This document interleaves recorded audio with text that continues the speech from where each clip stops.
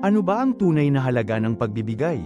Hindi sa laki ng ibinigay, kundi sa pagmamahal sa likod nito. Ang pusong buong galak na nagbabahagi, yan ang gusto ng Diyos. Ito ay pagbibigay na nagpapakita ng malalim na pag-ibig at pananampalataya.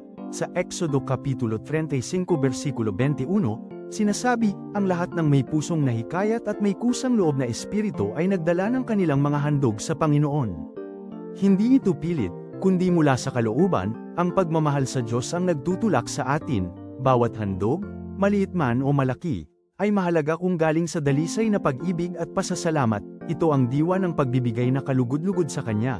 Tanda ng ating tiwala at debosyon. Kaya, kapag nagbibigay tayo ng may pagmamahal, hindi lang tayo daluyan ng pagpapala, mas nagiging masaya tayo, at nararamdaman ang pag-ibig at kabutihan ng Diyos. Bawat kilos ng pagbibigay mula sa puso ay nagdudulot ng kagalakan at kapayapaan. Sa pagbibigay, mas lalo tayong pinagpapala. Tandaan, ang pinakamahalagang handog ay ang pusong handang magmahal, magbahagi, at maglingkod, dahil ang pagmamahal ang pinakadakilang handog natin sa Diyos at kapwa.